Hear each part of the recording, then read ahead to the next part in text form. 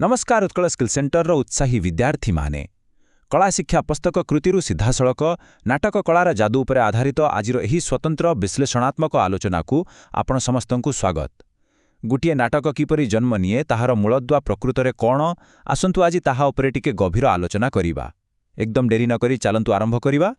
टिके भाबंतु तो एक साधारण काठर मंच हठात किपरि एक विराट राजप्रसाद एक अंधकार जंगल किंवा कोलाहलपूर्ण आधुनिक सहर पलटि जाए।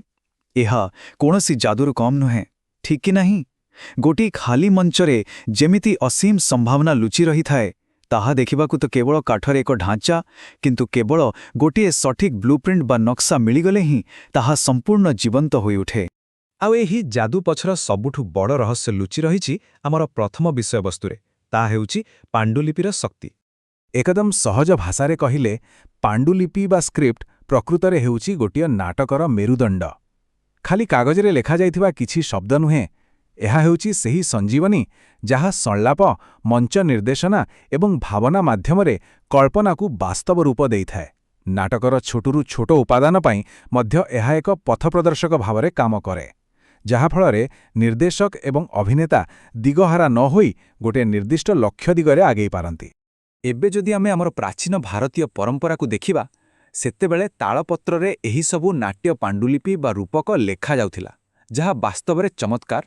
आज आमे कंप्यूटरे जहा सबु टाइप करूछे, भाबंतु सेतेबेले ताहा हजार हजार वर्ष धरी एही बोली तालपत्ररे साइता होई रहुथिला।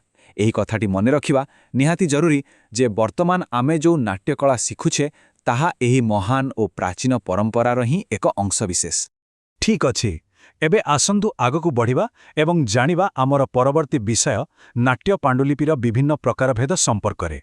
आमर प्राचीन दशरूपक श्रेणी विभागकु टिके ध्यान देले जणा पड़े जे कहानीर रूप केते भिन्न होई पारे। प्रथमे देखंतु नाटक।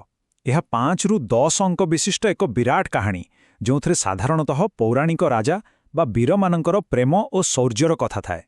द्वितीय प्रकरण, जहा संपूर्ण भावरे सामाजिक कहानी उपर आधारित। आउ तृतीयटी होछि एकांकिका, जहा खूब छोट, मात्र 10 रु 30 मिनिट मध्यरे एक निर्दिष्ट घटना बा द्वंद्व को नहीं यह शेष हो जाए। एही आकारगत पार्थक्य गुड़िक गोटिए नाटक पई खूब गुरुत्वपूर्ण। आउ खाली आकार नुहे, लेखिबार शैली मध्य अनेक प्रकारर होइथाए।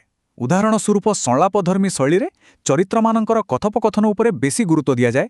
वर्णनाधर्मी शैली सूत्रधरर भूमिका अधिक थाए। सेहीपरि मूकाभिनय धर्मी नाटक केवल मंच निर्देशना द्वारा परिचालित हुए एवं संगीतधर्मी नाटक गीत और तालर सम्मोहन दर्शकों बांधि रखे।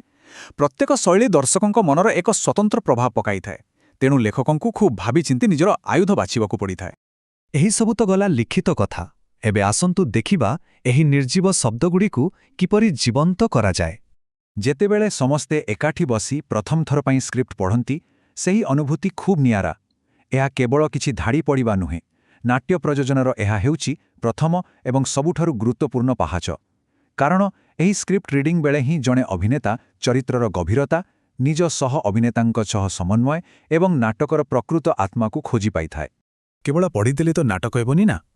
गोटे सफल तथा जीवंत परिवेषण पई आमकु कुछि खास कौशल आपणेबाकु पड़िबो, जेमतिकी स्वरर उत्थान पतन बा वॉइस मॉड्युलेशन, संलापर सठिक ताल, मुखर भावभंगी एवं सठिक शारीरिक अंगचालना।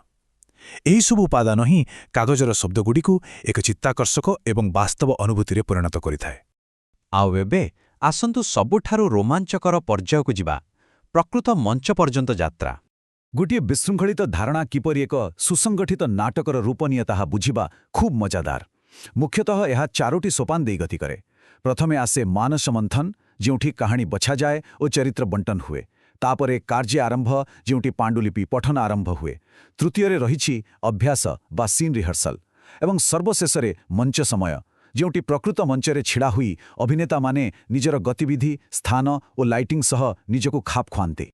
एसबु परे आसे सेही बहु प्रतीक्षित एवं निर्णायक समय, महाअभ्यास बा ग्रांड रिहर्सल। दर्शकों सामनाकु जिबा पूर्वरु यह हेउछि अंतिम परीक्षा। एठारे अभिनय सहित आलोक, वेशभूषा एवं संगीत भली समस्त वैषयिक और कलात्मक दिग एकाठी होई एक पूर्णांग रूप निये। जदि किछि त्रुटि थाए तेबे ताकू एही समय ही सुधारी निया जाए। सतरे एही संपूर्ण यात्राटिक देखिले मन आनंदरे भरी जाए। ଗୋଟିଏ ପଟେ ଶ୍ରେଣୀଗୃହରେ କେବଳ ସେହି ସାଧାରଣ ଲିଖିତ ପାଣ୍ଡୁଲିପି ପଠନ ଏବଂ ଅନ୍ୟପଟେ ତାହା କିପରି ସମ୍ପୂର୍ଣ୍ଣ ବେଶଭୂଷା, ଚିତ୍ତାକର୍ଷକ ଆଲୋକ ଏବଂ ରଙ୍ଗମଞ୍ଚର ଯାଦୁରେ ଏକ ଜୀବନ୍ତ ରଙ୍ଗୀନ ନାଟକରେ ପରିଣତ ହୋଇଛି। ଏହା ପ୍ରମାଣ କରେ ଯେ ପାଣ୍ଡୁଲିପି ପ୍ରତି ଥିବା ନିଷ୍ଠା ହିଁ ଶେଷରେ ଏହିଭଳି ଏକ ଚମତ୍କାର ମଞ୍ଚ ପରିବେଷଣର ରୂପ ନେଇଥାଏ। ତେବେ ଆଜିର ଏହି ଆଲୋଚନାରୁ ଗୋଟିଏ କଥା ସ୍ପଷ୍ଟ ଯେ ଏକ ସଫଳ ନାଟକର ମୂଳଦୁଆ ହେଉଛି ତାର ପାଣ୍ଡୁଲିପି। ବର୍ତ୍ତମାନ ସବୁକିଛି ପ୍ରସ୍ତୁତ ଅଛି, ମଞ୍ଚ ଅଛି, ଆବଶ୍ୟକୀୟ ଜ୍ଞାନ ଓ ଉପାଦାନ ବି ଆମ ପାଖରେ ବିଦ୍ୟମାନ। ଏବେ କେବଳ ଗୋଟିଏ ବଡ଼ ପ୍ରଶ୍ନ, ପରବର୍ତ୍ତୀ କାହାଣୀ କ'ଣ ହେବ ଏବଂ ତାକୁ କିପରି ମଞ୍ଚସ୍ଥ କରାଯିବ?